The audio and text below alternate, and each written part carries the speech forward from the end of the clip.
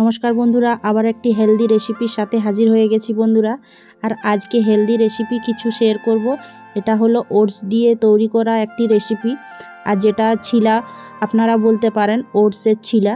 আর বন্ধুরা, এটা এতটাই হেলদি একটি রেসিপি যেটা আমি আপনাদের সাথে শেয়ার করব। এটা কিন্তু যাদের ব্লাড প্রেশার আছে কিংবা সুগার আছে, এটা তাদের জন্য কিন্তু অনেকটাই হেলদি একটা রেসিপি। আর যাদের কোলেস্টেরল থাকে তাদের জন্য কিন্তু এটা খুবই দারুণ একটি রেসিপি, হেলদি। তো সেটাই আপনাদের সাথে শেয়ার করব বন্ধুরা। আর কিভাবে এই রকম ছিলেগুলো আমি তৈরি করেছি সেটাই শেয়ার করব। ভালো লাগলে লাইক শেয়ার কমেন্ট করবেন। ফেসবুক পেজ থেকে দেখলেন, পেজটিকে ফলো করে নেবেন। তো এখানে ভিডিওটি শুরু করে নিচ্ছি। দেখুন, একটা বড় জায়গা নিয়ে নিচ্ছি। প্রথমে দিয়ে দিচ্ছি এখানে আমি একটা মিডিয়াম সাইজের পেঁয়াজ কুচি, সাথে দুটো কাঁচা লঙ্কা কুচি দিয়ে দিচ্ছি, আর একটা বড় সাইজের টমেটো কুচি, আর দিয়ে দিচ্ছি কিছুটা পরিমাণ আমি এখানে নিচ্ছি ফরসবিন কুচি।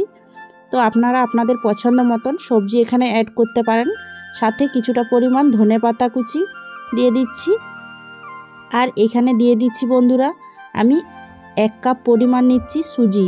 তো এটা সুজিটা আমি 1 কাপ পরিমাণ নিয়েছি, আপনারা চাইলে কিন্তু এটা স্কিপ করতে পারেন। আর সাথে 1 কাপ পরিমাণ নেপে নিয়ে আমি এখানে নিয়েছি ওটস। তো ওটসটা একটা যেহেতু হেলদি একটা রেসিপি, তো ওটস কিন্তু যে কোনো বড় থেকে ছোট কিংবা সবাই খেতে পারেন।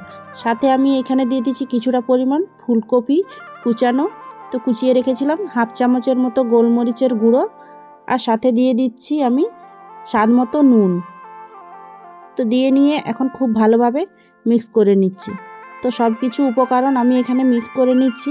আর বন্ধুরা, আপনাদের পছন্দ মতো সবজি কিন্তু এখানে অ্যাড করতে পারেন আরও কিছু।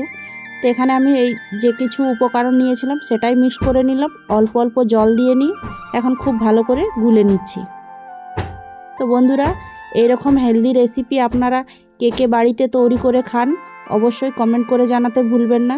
তো এটা খুব ভালোভাবে এখন গুলে নিয়েছি। এখন আমি 5 মিনিটের জন্য ঢাকা দিয়ে রেস্টে রেখে দিচ্ছি। তো 5 মিনিট পরে আবার আমি ঢাকনটা খুলে নিয়ে দেখে নিচ্ছি। তো এখানে দেখুন, যেহেতু ওটস দেওয়া ছিল আর সুজিটা দেওয়া ছিল, তো এটা খুব সুন্দরভাবে ফুলে গেছে। তো হাফ কাপ পরিমাণ এখানে জল দিয়ে দিচ্ছি। জল দিয়ে খুব ভালোভাবে আবারও গুলে নিচ্ছি। তো এখানে খুব ভালোভাবে গুলা হয়ে গেছে। এখানে আমি দিয়ে দিচ্ছি 1 চামচের মতো ফ্লেভারের জন্য চিনি। তো চিনিটা স্কিপ করতে পারেন পছন্দ না করলে। আর সাথে হাফ চামচের মতো হলুদের গুঁড়ো দিয়ে নিচ্ছি, আর 1 চামচের মতো সাদা তেল দিয়ে নিয়ে এখন খুব ভালোভাবে আবারও মিশিয়ে নিচ্ছি। তো এইভাবে করে খুব ভালো করে এখন মেশানো হয়ে গেছে। তো দেখুন বন্ধুরা, এটা খুব সুন্দরভাবে তৈরি হয়ে গেছে। তো এখন চলে যাচ্ছি গ্যাসের দিকে। তাহলে চলুন তাহলে। তো এখানে একটা ফ্রাই প্যান বসিয়ে খুব ভালোভাবে আমি গরম করে নিয়েছিলাম। এখানে দিয়ে দিচ্ছি 1 চামচ পরিমাণ তেল। তেলটা দিয়ে নিয়ে এখন খুব ভালোভাবে ফ্রাই প্যানের মধ্যে এইভাবে করে মিশিয়ে নিচ্ছি। তো এখন খুব ভালো করে মেশানো হয়ে গেছে। তো এখন 1 হাতা ব্যাটার এইভাবে তুলে নিয়ে ফ্রাই প্যানের মধ্যে দিয়ে নিয়ে একটু গোল করে নিয়ে রুটির সাইজে করে নিয়ে এখন এইভাবে ফেলিয়ে নিচ্ছি। তো এটা এখন হয়ে গেছে। এখন 2 মিনিটের জন্য ঢাকা দিয়ে ছেড়ে দিচ্ছি। তো 2 মিনিট পরে আবারও ঢাকনটা খুলে নিয়ে দেখে নিচ্ছি। তো দেখুন, এখানে খুব সুন্দরভাবে উপরটা খুব ভালোভাবে সেদ্ধ হয়ে গেছে। 1 চামচ পরিমাণ সাদা তেল দিয়ে উপরটায় খুব ভালো করে ছড়িয়ে দিচ্ছি।